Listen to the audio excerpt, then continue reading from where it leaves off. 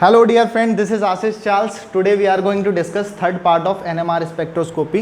तो nuclear magnetic resonance spectroscopy के हम थर्ड पार्ट में हैं. फर्स्ट पार्ट में हमने सारा डिटेलिंग किया न्यूक्लियस को लेकर के. अब इस सेकंड पार्ट में या नेक्स्ट पार्ट में जो हम आज बात करने वाले हैं वो हम मैग्नेटिक वाले फील्ड के बारे में बात करेंगे कि मैग्नेटिज्म या क्या है क्या नहीं है, कौन एक्टिव होते हैं नहीं होते हैं. ये सारी चीज़ें हम पहले इंट्रोडक्शन हम यहाँ पे दे चुके हैं. थोड़ा सा हमने इसका इंट्रोडक्शन वैसे दे दिया था, थोड़ा सा इसे मैं और मॉडिफाइड करके थोड़ा सा और क्लियर कर दूँगा. फिर इस टर्म के बारे में बात करेंगे. तो हम बस अभी बेसिक्स पे जा रहे हैं, फिर हम डिटेलिंग पे जाएंगे बाद में. तो अभी सबसे पहले एक बात समझो कि एनएमआर में हम क्या करते हैं, रेडियो वेव रेडिएशन देते हैं और रेडियो वेव देने से मॉलिक्यूल के अंदर के एटम का न्यूक्लियस रोटेट करता है या इंटरेक्शन होता है और उसकी स्टडी को एनएमआर स्पेक्ट्रोस्कोपी कह रहे हैं. तो इतना तो हमने समझ लिया था कि न्यूक्लियस के जितने केस हो सकते थे हम सारे ही इसके सेकंड वाले पार्ट में बात कर चुके हैं. अगर कोई प्रॉब्लम आती है तो जा कर के उसे देखो, तभी जाके समझ में आ पाएगा, अदरवाइज़ ये क्लियर नहीं हो पाएगा. मैग्नेटिक की बात हमने थोड़ा सा वहाँ पे भी किया था. एक मैग्नेटिक न्यूक्लियाई थे और एक कैसे थे, नॉन मैग्नेटिक न्यूक्लियाई, जिनके लिए आई की वैल्यू, न्यूक्लियर क्वांटम नंबर आई की वैल्यू 0 होती है वो एनएमआर शो नहीं करते हैं, और जिनके लिए आई की वैल्यू 0 नहीं होती है वो एनएमआर स्पेक्ट्रोस्कोपी शो करते हैं.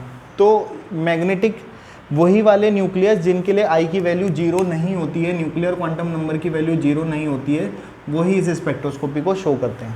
ये क्या है क्या नहीं है इसके सेकंड पार्ट में आप लोग क्लियर कर सकते हैं. अब क्या होता है कि आपके पास बेसिकली जैसे मैंने लास्ट आपको बताया कि हम जब स्टडी करते हैं तो हम प्रोटॉन एनएमआर के बारे में जनरली स्टडी कर रहे होते हैं, वैसे तो पढ़ना और भी होता है. तो ये हम आपको यहाँ पे एनएमआर का इंस्ट्रूमेंटेशन की कहानी थोड़ी समझा रहे हैं, तभी जा कर के हमें समझ में आ पाएगा और फिर मैं इसको थोड़ा सा डिटेल में समझाता हूँ. ये हमने कोई एनएमआर इंस्ट्रूमेंट लिया, ये आपका पानी की टंकी जो होती है सिंटेक्सी 500-1000 लीटर वाली, उसी तरीके का ये होते हैं. और भी कई टाइप के ये आते हैं. यहाँ पर एक छोटा सा होल होता है सैंपल ट्यूब रखने के लिए, ताकि यहाँ पर आप अपनी टेस्ट ट्यूब डाल सको. ये जो पेन है इस मार्कर से भी बहुत पतला, पेन से भी पतला, एक जैसे टेस्ट ट्यूब होती है उसी टेस्ट ट्यूब की तरह टेस्ट ट्यूब होती है. उसमें आप अपना सैंपल भरते हो जिस मॉलिक्यूल के बारे में आपको इन्फॉर्मेशन कलेक्ट करनी है. तो वो सैंपल आपने भर दिया. जैसे सपोज़ सैंपल के तौर पर आपने ये भर दिया CH3CH2Cl 1 क्लोरो ईथेन, आपने इसमें भर दिया. अब आपको क्या करना है, इस मॉलिक्यूल के बारे में आपको पता नहीं है. एक्चुअली में होता क्या है मैं आपको बताऊं कि जब आप नया मॉलिक्यूल रिसर्च करते हैं तो आपको नहीं पता कि एक्चुअली में क्या बना. हाँ, साइंटिस्ट के दिमाग में ये ज़रूर रहता है कि मैंने इसमें ये मिलाया है तो ये रिएक्ट करके ये बना देगा. जैसे मैं आपको एक एग्जांपल दूं कि आपको पता है कि आप एल्काइल हैलाइड की रिएक्शन एक्वस KOH से कराते हो तो आपको पता है क्या बनते हैं, एल्कोहल बनते हैं और KX बाहर हो जाता है. तो नॉर्मली आपके एल्कोहल ही बनेगा. तो एक रिएक्शन साइंटिस्ट के दिमाग में, माइंड में होती है कि ये बनेगा. कई बार क्या होता है कि वो बनता है, कई बार होता है कि वो नहीं भी बन पाता, या कुछ मेजर परसेंटेज में बनता है, कुछ माइनर परसेंटेज में बनता है.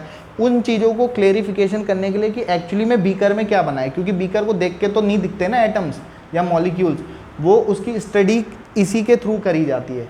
या मॉलिक्यूल के स्ट्रक्चर के बारे में मेनली इन्फॉर्मेशन निकालना इसके लिए बहुत ज़्यादा हेल्पफुल होता है, ताकि हम मॉलिक्यूल की इन्फॉर्मेशन निकाल सकें. जो ड्रग हमने बनाई है या जो भी प्रोडक्ट हमने बनाया है उस प्रोडक्ट की इन्फॉर्मेशन हम हासिल कर सकें कि वो एक्चुअली में बना क्या है.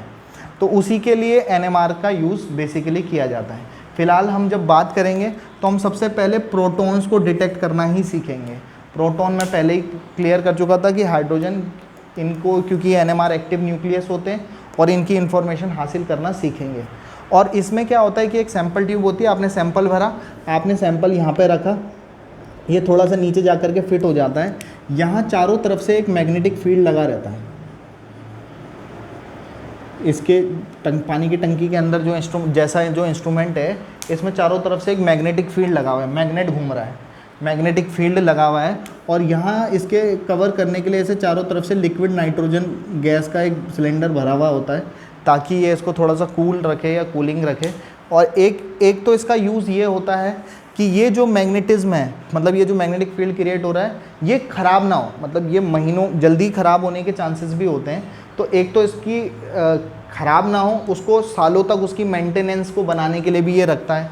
दूसरा इसका मेन जो काम होता है लिक्विड नाइट्रोजन का, कि क्या होता है कि यहाँ जो ये इंस्ट्रूमेंट आते हैं वो आते हैं 300 मेगाहर्ट्ज़, 500 मेगाहर्ट्ज़, 900 मेगाहर्ट्ज़, 1200 मेगाहर्ट्ज़। अब ये क्या है, ये एक्चुअली में मैग्नेटिक फील्ड है, ये प्रेसिशनल फ्रीक्वेंसी है, इसके बारे में हम बाद में बात करेंगे। तो इतने इतने मैग्नेटिक फील्ड के ये इंस्ट्रूमेंट आते हैं। कोई सस्ता से सस्ता वाला भी करोड़ों में आता है, सस्ता वाला भी होता है वो भी करोड़ों में है, ये भी करोड़ों में ही होगा।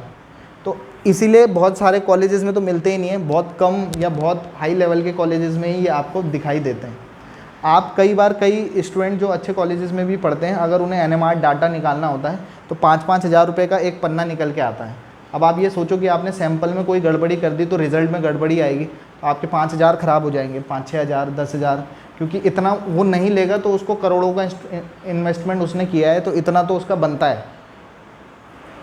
तो इतनी जितना मैग्नेटिक फील्ड इस छोटी सी टंकी के अंदर या इस सिस्टम के अंदर उसने क्रिएट किया है, अगर एक्चुअली में आपको इतना मैग्नेटिक फील्ड क्रिएट करना हुआ, इस बात को ध्यान से सुनना कि अगर आपको इतना मैग्नेटिक फील्ड क्रिएट करना हुआ तो कम से कम आधा बीघा ज़मीन जितना बड़ा आपको एक चुंबक लेना पड़ेगा, और तब जा कर के इतना मैग्नेटिक फील्ड आप क्रिएट कर पाएंगे।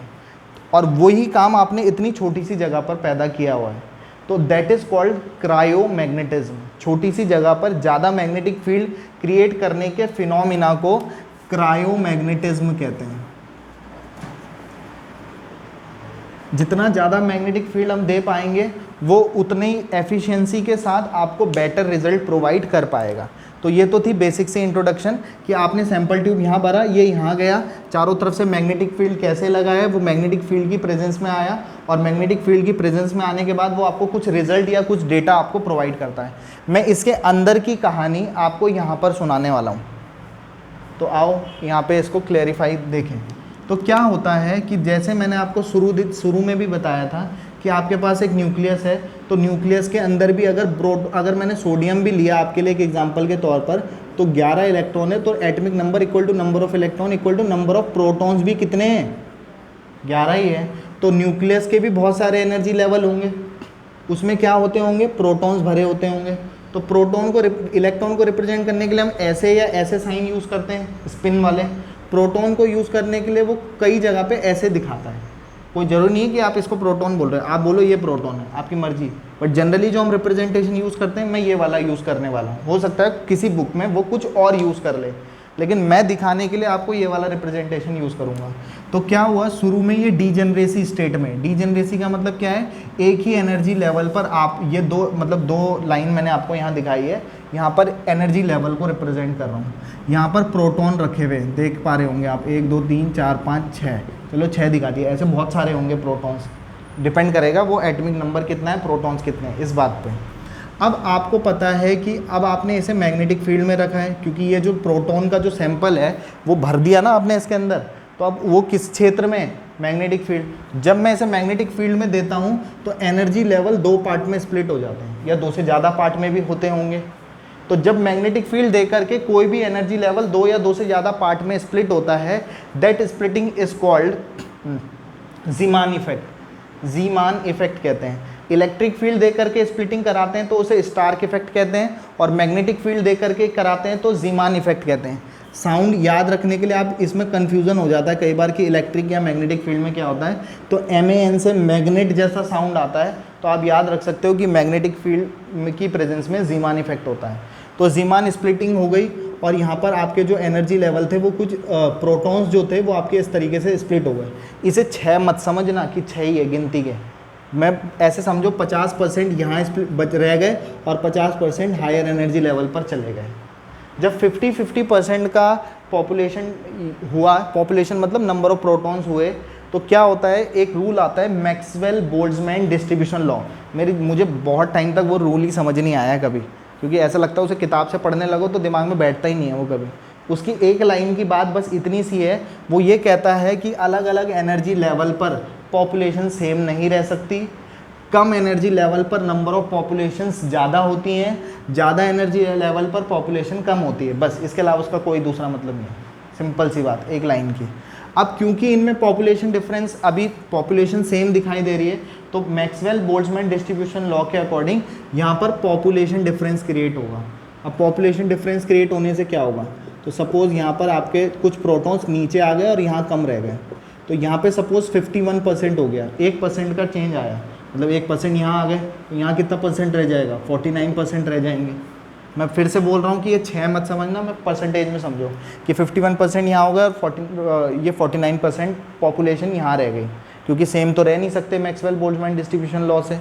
तो पॉपुलेशन डिफरेंस आया, डिफरेंस की बात करूँ तो कितना डिफरेंस है, 2% का डिफरेंस क्रिएट हुआ है, चाहे 1% ही कम, 51 में से इसको माइनस कर लेना, 2% का गैप आया।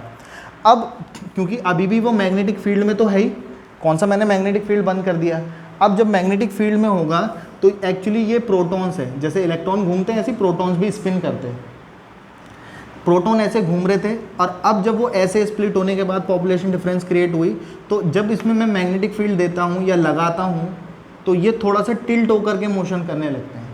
टिल्ट होके से मतलब जैसे लट्टू घूमता है तेज़ी से, और जब उसकी स्पीड कम हो जाती है तो फिर वो ऐसे टेढ़े मेढ़े मोशन करने लगता है, तो ऐसे ही थोड़ा सा टेढ़ा मोशन ये करने लगता है।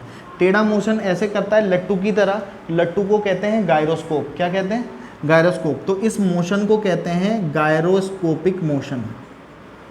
क्या कहते हैं, क्योंकि प्रोटॉन जो है वो न्यूट्रल नहीं है, प्रोटॉन एक पॉजिटिव चार्ज स्पीसीज है, और जब कभी भी कोई भी चार्ज पार्टिकल मोशन करता है तो इलेक्ट्रिक या मैग्नेटिक फील्ड क्रिएट करता है।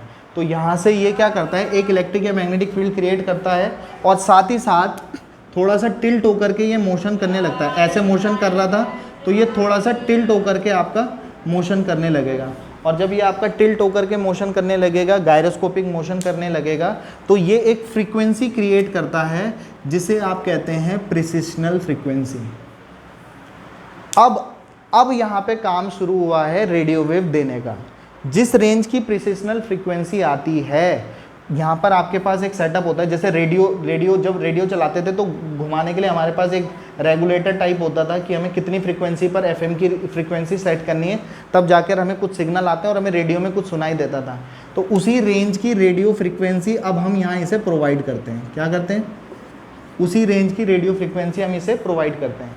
अब क्या होता है, जब मैं उसी रेडिएशन की मैं रेडियो फ्रीक्वेंसी इसे जब प्रोवाइड करता हूँ, तो ये जैसे यहाँ नीचे आया था, ये जो नीचे आ रहे थे पॉपुलेशन डिफरेंस क्रिएट हो रहा था मैक्सवेल बोल्ट्जमैन डिस्ट्रीब्यूशन लॉ के अकॉर्डिंग। अब यहाँ क्या होते हैं, यहाँ ट्रांजिशन होते हैं। जब मैं इसे रेडियो फ्रीक्वेंसी प्रोवाइड करता हूँ तो यहाँ ट्रांजिशंस होते हैं। गलती से भी कहीं पर भी उसे इलेक्ट्रॉनिक ट्रांजिशन मत कह देना, क्योंकि मैं आपको ये बात क्लियर कर दूँ कि न्यूक्लियस में इलेक्ट्रॉन नहीं पाए जाते। क्लास 11 में क्वेश्चन पूछा जाता था why electron does not exist in nuclei, तो उसकी वजह से एक क्वेश्चन पूछा जाता था और वो क्वेश्चन बनाया जाता था, वो क्वेश्चन आता था। तो एक्चुअली में ये प्रोटॉन्स हैं, तो प्रोटॉन ट्रांजिशन करते हैं, और प्रोटॉन ट्रांजिशन करने की वजह से फिर से आपके पास ये कंडीशन क्रिएट होती है। ये कौन सी, वही 50-50% जैसी वाली। ये जो ट्रांजिशन हुआ है, उसी ट्रांजिशन की वजह से मुझे मॉनिटर या स्क्रीन पर कुछ सिग्नल दिखाई देते हैं। उसी सिग्नल की हेल्प से मैं उस मॉलिक्यूल के बारे में कुछ इन्फॉर्मेशन हासिल करता हूँ। ये जो इन्फॉर्मेशन मुझे यहाँ से मिली है, इसको मैं कैसे ऑब्जर्व कर सकता हूँ या कैसे मैं क्लियर कर सकता हूँ,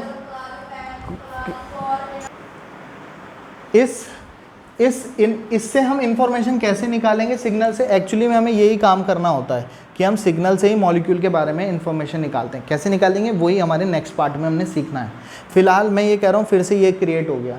ये जो ट्रांजिशन यहाँ हुआ है, एक्चुअली में प्रोटॉनिक ट्रांजिशन हुआ है अगर मैं सिंपली बोलूँ तो। इस ट्रांजिशन को वो ट्रांजिशन ना कह करके रेजोनेंस वर्ड यूज़ करता है। अब इसे ऑर्गेनिक केमिस्ट्री का अनुनाद मत समझना, ये यहाँ पर इस रेजोनेंस बोलने का मतलब प्रोटॉनिक ट्रांजिशन से है, और यही ट्रांजिशन की वजह से हमें सिग्नल्स मिलते हैं और मॉलिक्यूल के बारे में इंफॉर्मेशंस मिलती है, और उन इंफॉर्मेशन के बेसिस पर हम कुछ चीज़ें काम आगे फर्दर कर पाते हैं। फिर से यहाँ पे देखो ध्यान से, फिर से 50-50% हुआ, फिर से पॉपुलेशन डिफरेंस क्रिएट होगा अकॉर्डिंग टू मैक्सवेल बोल्ट्जमैन। फिर जब वो ये होगा उसके बाद वो फिर जब मैग्नेटिक फील्ड दूंगा टिल्ट होकर के मोशन करेगा, गायरोस्कोपिक मोशन करेगा, प्रिसिशनल फ्रीक्वेंसी डेवलप करेगा, उसी रेंज की रेडियो फ्रीक्वेंसी दूंगा, फिर से प्रोटॉनिक ट्रांजिशंस होगा, रेजोनेंस होगा, और उसकी वजह से मुझे फिर से सिग्नल मिलने वाले हैं। तो मैं आपको इस पूरी यूनिट का बेस बिल्कुल क्लियर कर चुका हूँ। मैंने आपको इस वर्ड को क्लियर कर दिया, न्यूक्लियस वाले को। मैग्नेटिक फील्ड से रिलेटेड मैं पहले ही सेकंड पार्ट में क्लियर कर चुका था। ये रेजोनेंस क्या चीज़ है, ट्रांजिशन क्या चीज़ है, मैं उसे भी क्लियर कर चुका हूँ। उससे रिलेटेड मैं इन्फॉर्मेशन या सिग्नल्स के बारे में बात कर चुका हूँ। एक्चुअली में जब हम स्टडी करेंगे तो हम उल्टे तरीके से ही पढ़ते आए हैं। हमने चाहे जो भी सब्जेक्ट पढ़ा हो, जो भी हम काम करते हैं, हम उल्टी तरीके से पढ़ते हैं। मतलब हम उसे किताबों से सीखने की कोशिश कर रहे होते हैं। एक्चुअली में क्या होता है, किताबों में बाद में छपी होती है। कोई भी चीज़ छपी है, कुछ लिखा है या कुछ भी है, तो पहले उस पर काम किया गया है, बाद में उसे किताबों में छापा गया है।